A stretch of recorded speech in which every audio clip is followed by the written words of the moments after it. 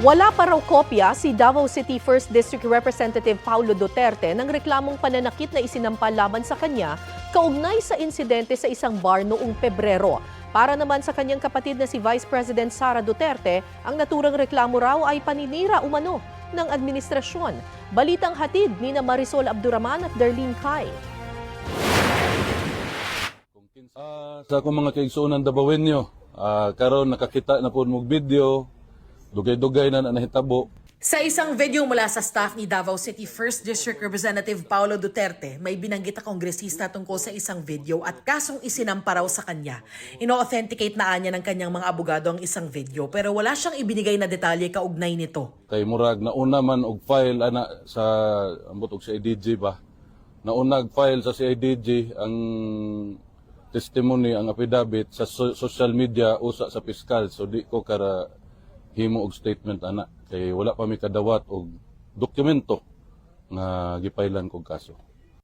Inilabas ang video na ito matapos kumpirmahin ni Prosecutor General Richard Fadulion na may mga reklamong isinampa laban kay Duterte. Batay sa investigation data form na nakuha ng GMA Integrated News at kinumpirma ni Fadulion, ang negosyanteng si Christone John Patria ang nagsampa ng mga reklamong physical injuries at grave threats laban kay Duterte. Nangyari raw ang insidente alas 3 ng madaling araw noong February 23 sa isang bar sa Davao City.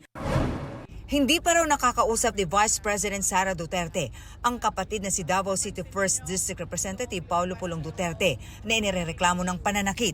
Nasa The Hague, Netherlands ang kongresista para sa kanilang amang si dating Pangulong Rodrigo Duterte. Paniwala ng bise, ang asunto kay Pulong paninira lang anya ng administrasyon. Nung lumabas naman yung kanilang May 1 na 20 pesos ang kilo ng bigas ay tinigil kaagad ng May 2, lumabas naman yung complaint ko kay Congressman Pulong Duterte. So nakikita nyo na basta merong nangyari na kagagawan ng administrasyon, ang ginagawa nila ay sinisira nila ang kanilang kalaban sa politika para matabunan yung totoong issue ng bayan. Sinubukan namin kunin ang reaksyon ng Malacanang, ang PNP. Iginiit sa isang pahayag na wala silang hawak at hindi sa kanila galing ang anumang kumakalat ng CCTV footage na umano'y may kaugnayan sa insidenteng kinasasangkutan ni Duterte. Hindi rin daw sila ang naglabas ng affidavit ng complainant laban kay Pulong. Iginagalang daw nila ang proseso ng batas. Marisol Abduraman.